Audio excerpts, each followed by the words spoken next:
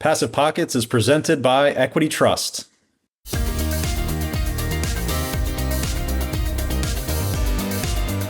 Welcome to PassivePockets, the passive real estate investing show brought to you by Equity Trust. I'm Chris Lopez, here with Paul Shannon.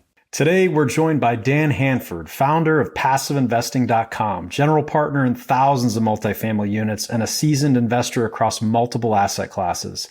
But Dan's story didn't start in real estate. It began as a chiropractor, and over the years, he's built a portfolio that spans multifamily, self-storage, car washes, and private debt, with over $1 billion in assets under management. So we're going to cover his transition from healthcare to large-scale real estate and how investing passively as an LP in more than 80 deals has shaped his approach as a GP, and talk about the allocation strategies that drives his personal portfolio. We're also going to explore his views on today's market, the opportunities he sees, and how he manages risk and diversification across asset classes. All right, let's jump in the conversation. So Dan, you're pretty well known in our space, but I'm sure a lot of people don't know your backstory. How'd you go from chiropractor to $1 billion real estate empire? So while I was going through chiropractic and starting my own business with chiropractic and building that, I always had this kind of itch to get into real estate. And I never really had the time to do it because I was always so busy focusing on the business. And so I actually went to an event out in Las Vegas. It was actually just a standard kind of entrepreneur event. And I heard the person speaking about how I needed to become the general in my business. And of course, I'm like, I am the general, kind of puffing up my chest. Of course I'm the general. And he's like, but if you're going in and day to day and putting out fires, you're not actually the general in your business. You're the one on the front lines doing the work, right?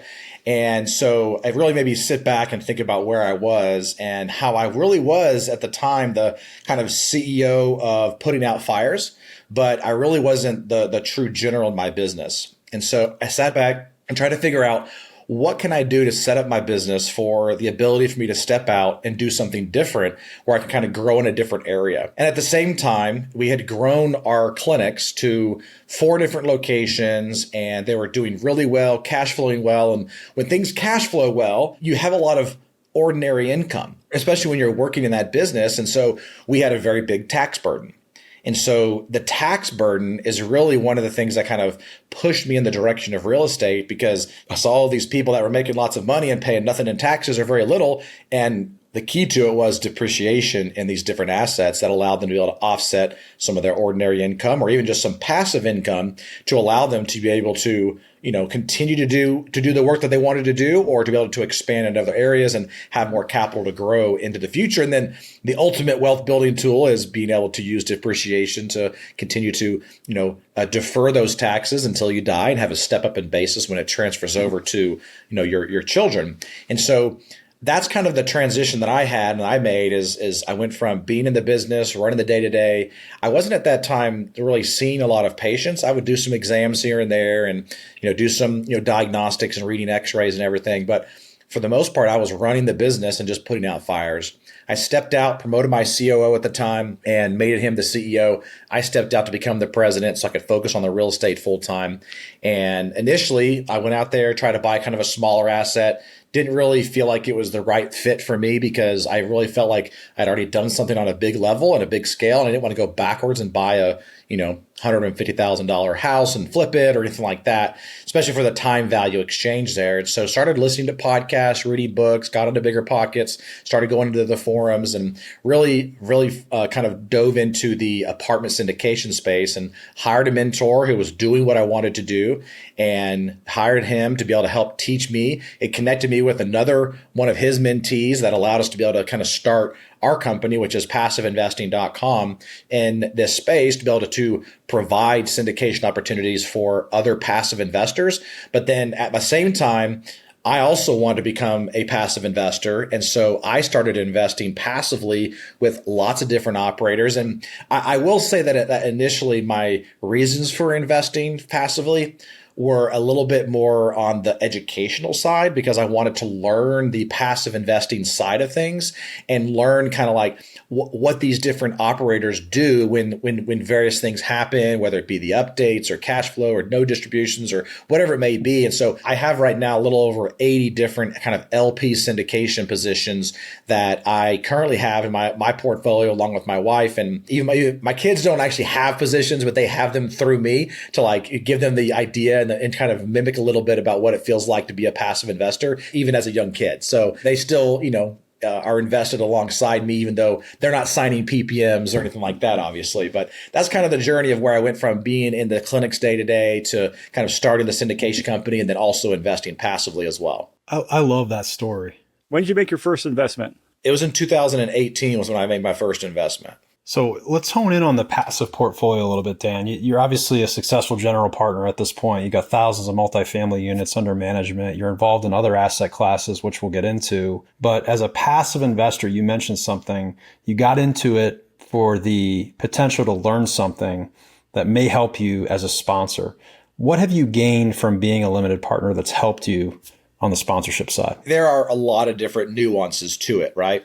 Because each time I have invested with somebody and I'm still getting, the education behind it from them, right? Is figuring out from the passive investor side what these different operators are doing that I like and what are they doing that I don't like. And then also, like right now has been a very challenging time, right, for the syndication space. There's been, quite a few deals that have gone, not so good and kind of started gone south, and trying to see how various operators handle that, whether they are tackling it head on and still getting on phone calls with investors and answering questions, or are they crawling up in the corner in the fetal position and sucking their thumb and wishing this all goes away. Right? Hopefully not. I would say that there's probably more of that than you would expect because, and again, that's the proverbial way of saying it or whatever, or a figurative way of saying it. But I think that the people who don't tackle things head on are the ones that I think are going to see more and more challenges down the road. And those are the people that, as we've been saying for many years, that as the water starts to recede, we're going to see who's been swimming with their pants down, right? And really not really fully understanding the business, really being able to do things the right way. And I've been in investments with my portfolio, my LP portfolio, that have gone south and I've lost money. And there's been operators that have tackled it head on and been very upfront and very transparent and very honest about it. And there are some that have committed fraud and that have not done things the right way. And you try to get on a phone call and they ignore you or they push you over to somebody else and they don't have a good process in place. And so being able to see on the front lines how those different things are handled, it also allows us to see what it feels like from the passive investor's perspective. Because one of the things that I always teach our teams, whether it be in our medical clinics, when we had our medical clinics, or in the car wash space, we actually have some investments that we have in the car wash space where we've trained our team on this too. And in the IR, the investor relations piece and our investor services team, you always have to sit back and put yourself in the other person's shoes and try to see it from their perspective. And our medical clinics, we went all the way to the point where the beginning of every shift, a morning shift and an afternoon shift, we had a checklist for our team to go through. And one of the things on that checklist was you need to go into each patient exam room and sit in the chair where the patient's going to be sitting or on the table where the patient's going to be sitting and look at the room and see if there's anything out of place. That's sometimes the only way you're going to be able to see it from their perspective is actually put yourself in their perspective to see what it looks like and to see what it feels like. And so that's kind of what we've been able to do over the years is kind of see what that feels like and see what's happening from these various operators when things are going well. And of course, when things are not going so well. Paul, Jim, and I, we actually just recorded a podcast earlier today. We're talking about like our investing theses on how we allocate money, like what trends we focus on. I'm really curious to hear about like, your personal portfolio, like how do you allocate, your money? How do you diversify it? Cash flow, appreciation, depreciation, kind of like what's the 30,000 foot investing thesis that, you focus on for you and your family? So obviously our goal is long-term kind of wealth preservation. Right. We don't like taking major risks that we feel like is not really worth the squeeze, if you will. For example, like if we're looking at an investment that's, a 12, 13, 14% IRR, but there's a lower risk to it. But then there's a exponentially higher risk to get the 20 to 25% return, even though that looks good and looks sexy, we don't typically try to go after those, right? We're looking for the kind of consistency in those returns. And at the same time, from a diversification perspective, we want to see diversification across operators. We also want to see diversification across asset classes within the same asset type, and then diversification across different asset types. In addition to that, the type of kind of higher risk investments that I prefer to go after, or where I also get some additional benefit from a tax perspective. For example, here in South Carolina, which is where I'm located, we actually get tax benefits for investing in angel investments. So these kind of early stage startup companies. So if I put in $10,000 into one of those companies, which typically 5 to 10,000 is what most investors will put in for an early stage startup because it is a very risky investment, I immediately get a 30% tax credit for whatever I put in. So I'm basically going into it going, okay, I'm really only investing 7,000 because I'm already getting 3,000 out of the gate. Now, those might take 5 to 7 to 10 years to come to fruition, but across the board, even in the angel investing space, even though they're higher risk investments and they have the potential for higher returns, the average return, if you look at a portfolio that's diversified across several different investments within an angel investment group, it's typically going to be around that 20% mark, because you're going to have probably 60% that are going to just basically fail, and you're not going to lose all of that capital. And then you might get 30% that break even. And then you get 10% that are really home runs. But if you equal it out across an entire angel investment portfolio, you get about 20%. And it usually takes time, which is why a lot of people stay away from the angel investing space, because it does take a lot of time. There's a lot of patience. And at the end of the day, unless you're well diversified, it's really not a good investment strategy, because you need to have some sort of internal fund that you put together for yourself to diversify it across these various angel investment startups. Or in South Carolina, we actually have a group called Venture South, and it's one of the top 10 angel investing groups in the country. And they actually create their own funds. So you can actually invest in one of their funds and still get those same benefits, but then they place that capital across various different investments. I love the diversification strategy. I think it makes sense where you take some outsized risk, but you do it in your personal portfolio, not in your business. So let's talk about your firm a little bit, PassiveInvesting.com. You guys started in multifamily and have since branched out into a number of different asset classes: car washes, self-storage. I think you have a debt fund. Maybe there's others I'm not aware of. Are there any others? We have a hotel as well. Hotel. Okay. So of all the core competencies that passive investing has and is focused on, where are you seeing the biggest opportunities in today's market, given the uncertainty and the macroeconomic environment? And I'll speak to this not only just from, what I think, but also what I know, right? Because, one of the asset classes that we have really done really well with over the last several years, because we haven't bought a multifamily deal in 2-3 years. And it's because of the macroeconomic situation that we're in, with the rise in interest rates and the valuations that are kind of crazy and stuff like that. And when I say crazy, like they're the opposite of what we think of when we think of like crazy prices, like being too high. They're way too low. And, the bid ask spread between the buyers and the sellers they have not closed the gap enough. And right now are seeing a lot of interest, and we're seeing a lot of capital coming in for the debt fund that we have. A lot of those debt funds and the notes that we have, I would probably say that the debt fund that we have is one of the number one things that we have. And we've thought about it for several years. We've been working on a Regulation A fund, which you don't really see too many of those because of the complexities of them and the challenges and the scrutiny that the SEC has and the compliance around it. But we are actually in the process, hopefully within the next 30 to 60 days, we'll be ready to launch our very first Regulation A fund in the actual debt fund type space. And so, we don't have that available now, but that's something that we are working on, because we do see right now that there is a lot of angst, if you will, when it comes to investing in just the typical syndications. And we see that the debt side of things has been very attractive to people.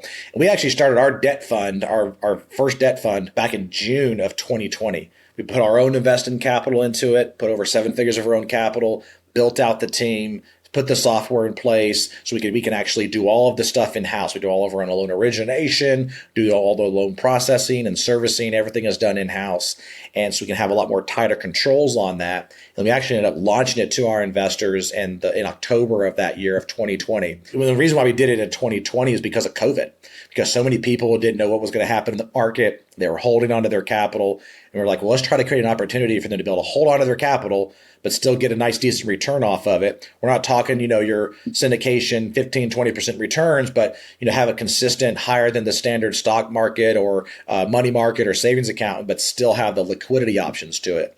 So we have our debt fund is typically 6 to 8%, depending on how much you invest in that particular debt fund. It's usually between 6 to 8%, and you have a 90-day liquidity. So at any point in time, even if you go in today and you needed the money in 90 days, you say, I need my money back out. And within 90 days, we liquidate the money out. Typically, we're liquidating it sooner than that. Usually it's within about 3 to 5 to 6 weeks that we can usually liquidate out the funds, because we have a lot of loans right now. I think we're at like a little over 450 loans that are currently out there right now. And we have a little over 100 million that's actually in the fund itself from private investors' equity. And they can either compound it on a monthly basis and keep the money in there and keep it rolling, so they're earning money off the interest that they've already earned, or they can take it out as a distribution every month if they choose as well. Can you just elaborate for our listeners? What's the advantage of going the Reg A route? Because you're right, that's not something we see in our space too often. It's usually a Reg D, 506B, or 506C. So why the Reg A? I will caveat this by saying that for an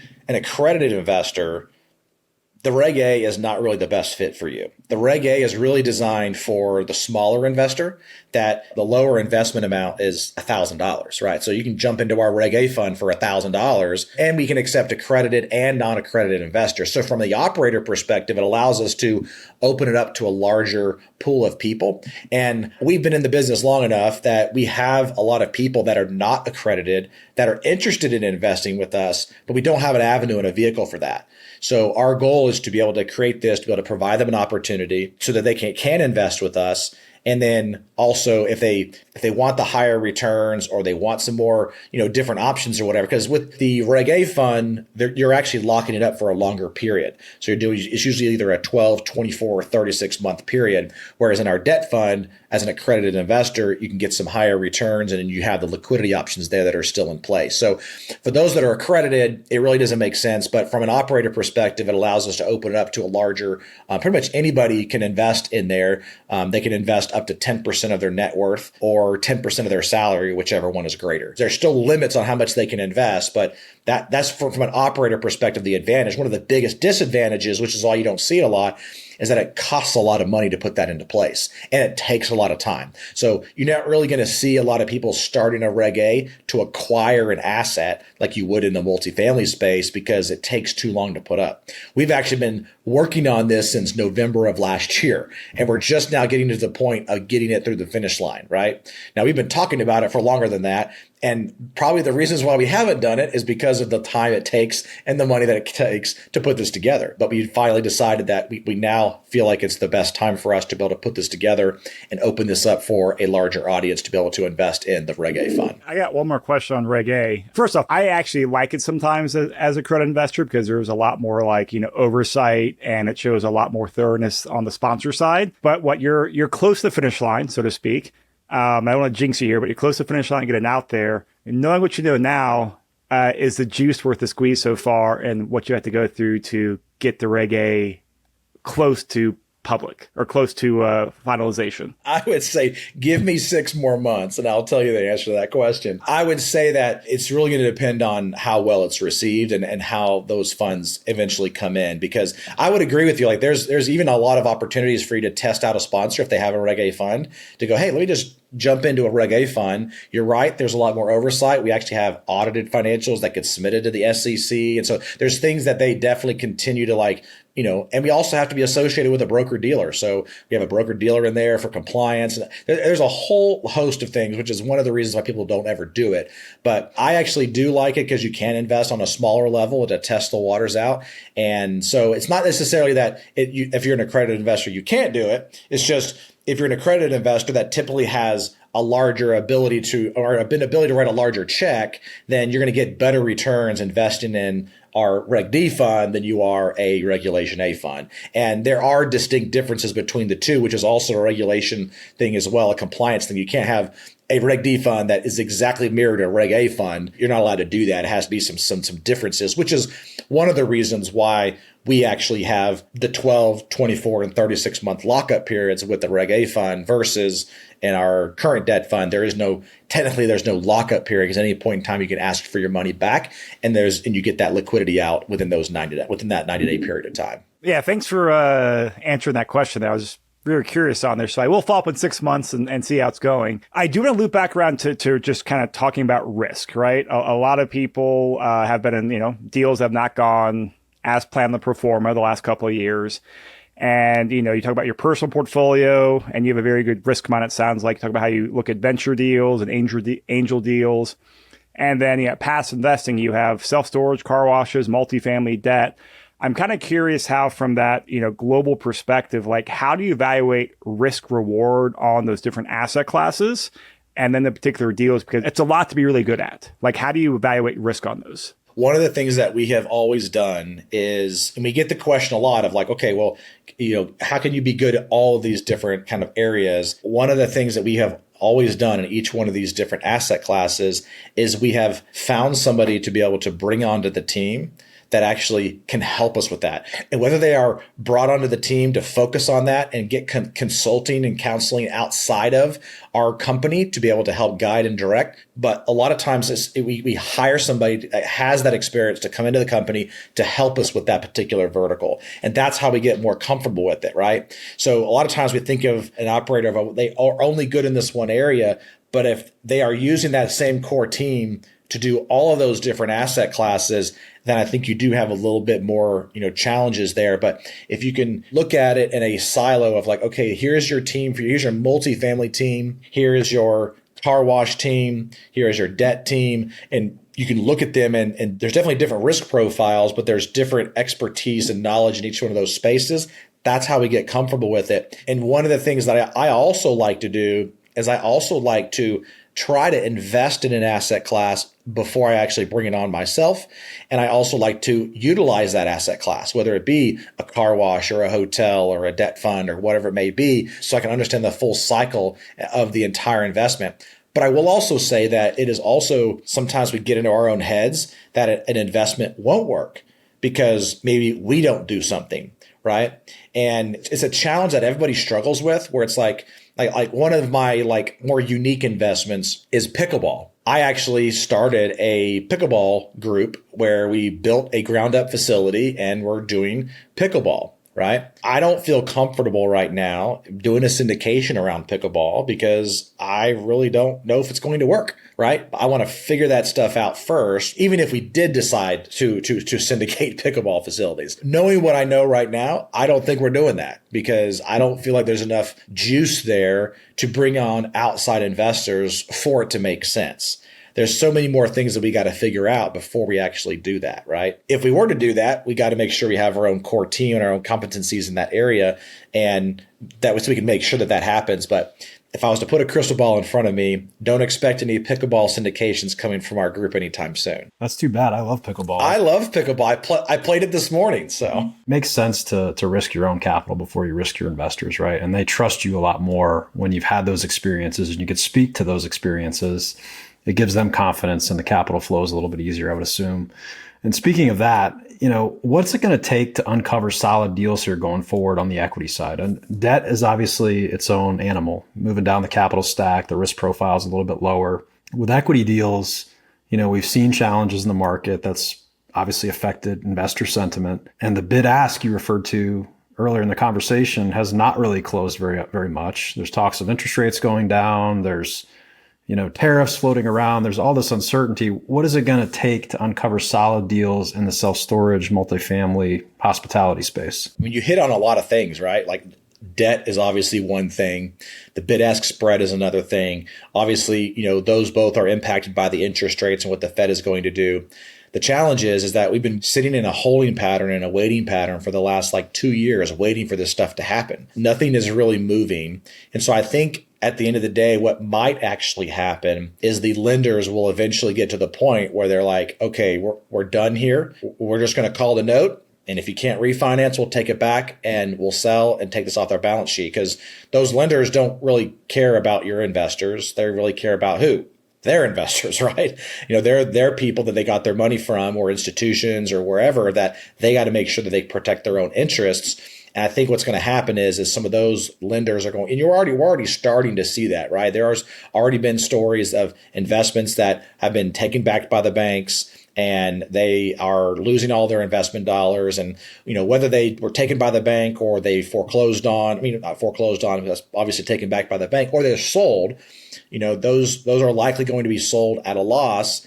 And I think that you're going to have to start seeing the bid-ask spread come down, or you're going to start seeing more of these foreclosures happening, or that the bank is just taking the asset back. I was actually talking to one of our investors, and one of the things that he said is that he was in a deal where the bank allowed them to recap the deal with a new set of investors.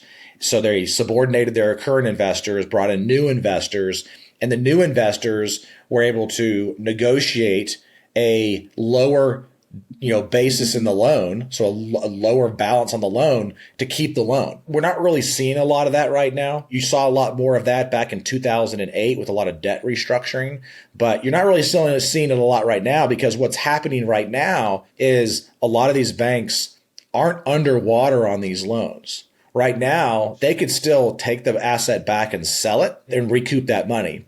But in order to continue to reduce that risk profile for them, that's one of the reasons why they keep on asking for, when you want to do a modification on a loan, or by extending the loan and giving yourself more time, they're asking for more and more money to be paid down on the loan. And it's because they're trying to protect their own interests of, okay, if interest rates stay the way they are or potentially go down, we want to make sure that the value that is still there in the asset will still allow us to return our money in that loan. And so that's really where the challenges come from. And we've already seen, in the last 2 years, the first wave, or sometimes the second wave of capital calls. Well, the capital calls are getting more and more challenging to be able to bring in that money, and investors are really kind of throwing their hands up and giving up. And the moment that starts to happen, that's when you're going to start seeing a lot more movement in the market. I think towards the end of this year and into the first half of next year, you're going to start seeing a big wave of assets coming online and being able to kind of unlock some of those assets. Because the biggest challenge right now, too, I think, is also in the single family space, right? Because in the single family space, you have a lot of people that have interest rates that are so low. I have a gentleman in my office that works on our finance team, and he was telling me about how he has such a low interest rate that he has twice the house of another person that works for our company that just got married, just bought their first home, and their payment is more than his payment, because the interest rate is more than double what he's paying, right? And so I think, right now for him, he's like, I don't even want to move, because if I move, my payment's going to be so much higher, and I'm going to have to buy such a smaller house than what I have now. So it's kind of a challenging market that we're in, from not just the multifamily space or the hotel or car wash or whatever. It's a challenging space for the single family market as well. And then if we shift the conversation over to the PE kind of private equity space, one of the challenges in the private equity space is primarily around debt and interest rates. Because interest rates are so high, they're trying to hit certain return markers. And so they're not giving the higher equity multiples that people are looking for, especially like in the car wash space. It's not traded off of an exit cap or whatever. It's traded off of the multiple off of the EBITDA. We can't sell an asset if they can't give us a certain valuation, right? And so the whole PE space has kind of been in a locked pattern, because debt is too expensive, and people that want to sell their businesses or exit one PE position to go on to another PE position, those valuations are just still so far off. So I think once we get some relief, I still think it's going to take some time. It's not like if today, Jerome Powell gets up there and lowers interest rates, it's not like all of a sudden tomorrow we're going to start seeing a lot of movement. It takes time for those things to shift. So I think there's probably going to be a delay of at least probably 3 to 6 to upwards of 9 months before you start seeing a major shift happening there. But that's kind of what my overall sentiment is around what's going to happen here. I want to ask you to polish off that crystal ball a little bit more there, Dan, because I invested in a first truly distressed multifamily deal this year where, hey, the lender forced the sale. And, I expect to see more of these distressed assets in the market, like a lot of people did. Finally got, a deal that I liked with the sponsors and LP. And I know you said you expected some more kind of going into next year. Like, how big of a wave do you think it will be or won't be? Do you think it'll be like a 2008 version, that multifamily goes through, or is it going to be just this like slow trickle? I would say it's going to be somewhere in between. I don't think it's going to be as much as the 2008 because I really feel like the biggest challenge is in the syndication space, right? Because I don't really feel like the institutions that bought when we bought are really having the same challenges with trying to get capital to hold on long enough, right? That's the biggest challenge that a lot of these operators have is that they're running out of capital to be able to hold on to it long enough. If they can hold on to it long enough, time can heal a lot of things, right? Especially with the kind of the supply demand imbalance that's hopefully coming based on all these predictors in 2026 and 2027, that there is some potential for some good exits if you can hold on long enough. But if the investors are tapped out and you can't get that capital anymore, you're going to start seeing that. So I don't think it's going to be a slow trickle. I think initially it'll be slow. And then the volume will pick up. But because it's primarily in the kind of syndication space where capital is starting to dry up when it comes to existing deals, I think that's where you're going to start to see that. But I do also want to mention something else is from a passive investor's perspective. For those of you who are in deals right now where it has not gone well, try not to look at the investment in just that one vehicle. You have to look at it holistically in your entire portfolio. I have, like I said, 80 plus different LP positions. If one goes bad, it's not going to hurt me, right? Because I've made money and I'm going to continue to make money and I'm going to have some hopefully decent exits on some of those in the future if we can hold on long enough. But if you go back 5 years, 10 years, however long you've been in the space, and you look at what your returns have been, because we've had some really good years. I mean, we've had some phenomenal years, and we at PassiveInvesting.com have done capital calls. We actually have some assets right now that we're selling, and it's going to lose a lot of capital for investors. And I was on a phone call with an investor, and he was very frustrated. And of course, I can understand. We're frustrated as well, right? Well, I looked back at his entire time of investing with us, and he's still in a very heavy cash flow positive position because some of the earlier exits that he had with us were phenomenal. I mean, you talk about getting some really good returns, but then if you look at it and you average out the returns, the overall picture does not look that bad. But if all you're doing is looking at it through the lens of one deal, that's the challenge. And I think when I have investor phone calls, obviously we have an IR team in-house. When I say when I don't have them as often anymore as far as like onboarding. When I had investor phone calls, I've spoken to hundreds of investors, right, over the years, thousands, if not thousands. And I get the question of, have you ever lost investor capital? And I always say, no, at this point in time, we have not lost investor capital. And at that point in time, we had never done a capital call. And I said, however, that does not mean that we won't ever lose investor capital. I said, we're going to do our best to make sure that we don't. But I said, I believe that if you're in this business long enough, you're likely going to lose some capital. But that's why even when you talk to any type of equity broker, right, for the stock market, they're going to look at it over a 10-year period. So if you look at your investments over a 10-year period, even though you had some losers, what do you look like? You don't just give up on this type of an investment for the syndication space because 1 or 2 or 3 deals went bad. You have to look at it holistically across the entire time where you've been in the space, which is why diversification is good. But even these equity brokers that are giving advice on which stocks to buy, when to hold, when to sell, they're only right like 50% of the time. Like even the best ones that are out there, 50% of them are not giving the right advice, right? They're not hitting those projections. And so if you're in this business long enough and you do enough investments, you're going to have some losers. So my encouragement is just look at your portfolio as a whole. And again, I say don't make an opinion about an operator on one deal because we do have a lot of investors that are in just one deal for us, right? And so it's hard sometimes to look at it that way because you're like, yeah, but this one deal I did with you was bad. And it's like, yeah, but look at our entire portfolio. And that's one of the things, even if there's operators that are listening, like you've been in the space long enough and you have a large enough portfolio, one of the things that we're doing right now, we haven't finalized the analysis, but we're going back to when we first started and figuring out if you had put in $100,000 in every investment that we've ever put together, what would your portfolio look like right now? And I think that's a better picture to look at from an overall success rate of an operator instead of just a siloed single deal of whether that deal did do well or didn't do well. Now, that's, taking out the hopefully rare circumstances where you have an operator that committed fraud, right? There's fraud, of course, absolutely. There's a completely different scenario. I've been in an investment where there was fraud and there's a continuing investigation, and it's not fun. It's not pretty, right? And hopefully you never have to experience that. But that's also one of the reasons why I started investing in the LP space, because my wife and I sat down as we're vetting all these different operators, and we chose, here are 7 red flags to look out for when you're choosing an operator, right? And if these red flags are there, then we're not going to invest. Matter of fact, the one that actually committed the fraud, one of the red flags was present.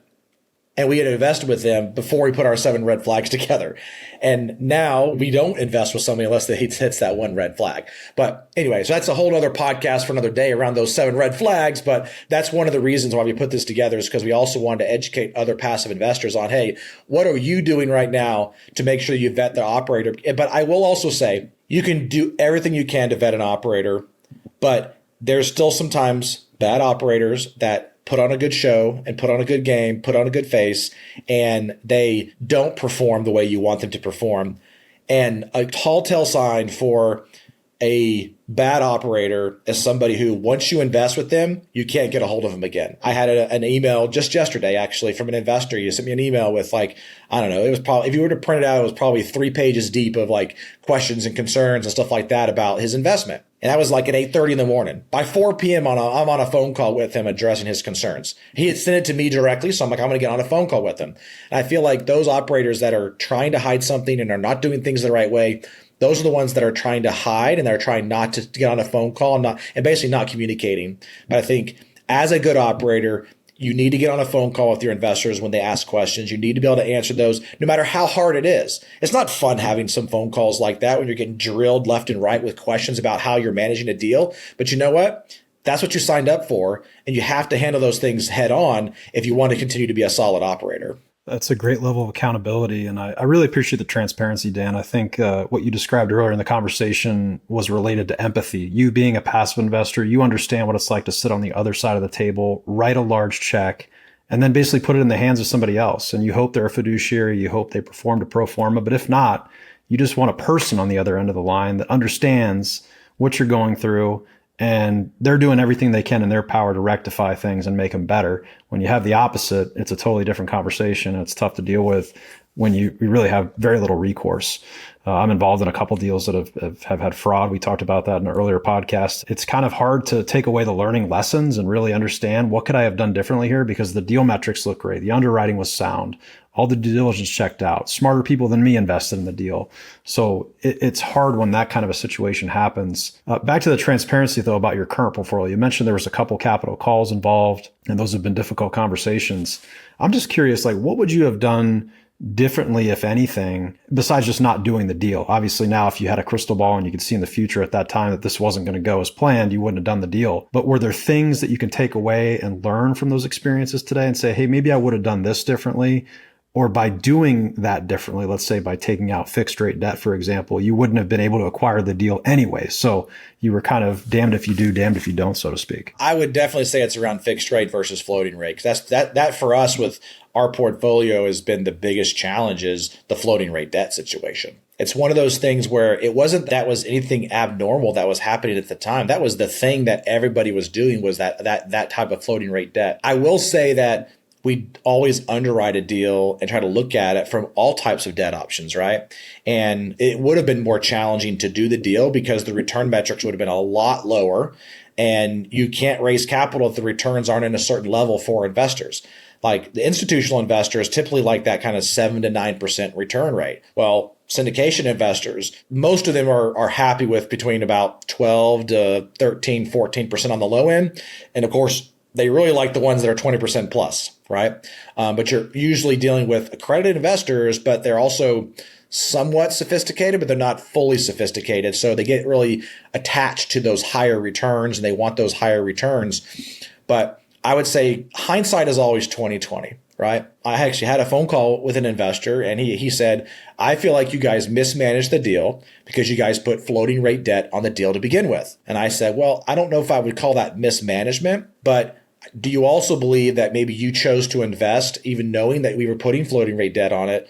And maybe you chose the wrong investment, because it's not like we tried to hide that from you. Like you knew about that. He goes, okay, fair enough. Like take some accountability here. Right? Exactly. And so I think that going back, knowing what we know now, absolutely floating rate debt was not the option, right? One of the things that we always try to do on our investments is have a large backup of operating reserves to have a large runway. And so we actually didn't do capital calls right off the bat because we had lots of capital to sit there and, pay those higher debt payments, right? And pay for some of those interest rate caps. And then it got to the point where it's like, no one expected it to last this long. And then that's when you're like, I will say that the capital call decision was probably one of the most challenging decisions because everybody in the space wants to tout, no capital calls.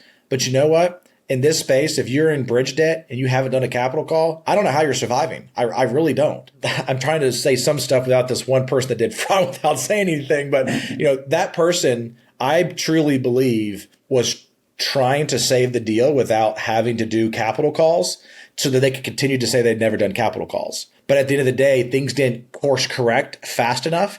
And they got found out because they were, robbing one person and putting money over here. And there's a big, huge Ponzi scheme going on in the background that all this stuff was happening. And so I think that it's one of those things that I really believe that one of my red flags as a passive investor is that you should never invest with an operator unless there is at least two people that are the managing partners that are unrelated to each other. And it's because that provides a balance, right? And so I remember today the conversation that I had with Danny Rendazzo, my other partner, right, about the capital call.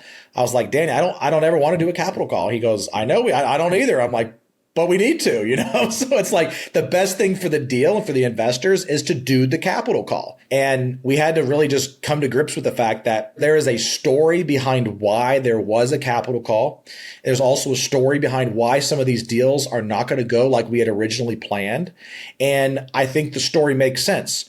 And I also think that when you have an operator that has a deal that didn't go as planned, it shouldn't just be an automatic, oh, well, then I don't want to invest with them. The question should be kind of what you just asked me, which is, what did you learn? Did you learn something going through that? Because I can guarantee you they learned something, right? And they've probably improved things and made things better than somebody who didn't go through that. That to me is one of the biggest things is learning as we're going through this, that your reputation is important, but how you manage the investment, whether it's a capital call, whether it's, selling at a loss, whatever it is, it's also how you communicate and how you are transparent with your investors about how all of that stuff is happening and being able to explain the reasons behind the decisions that you make. Because a lot of investors, they don't understand the space very well. They get into it because they hear about it and it's a sexy thing and their buddy says they invested, and there's been some really, really good investments and really, really good returns, and people have seen a lot of good stuff. And right now it's in a very challenging space right now. I do think time will hopefully course correct a lot of this, but only time will tell, right? I mean, there's a lot of things that are question marks in the space. And one of the things that I really don't like to do very much is speculate.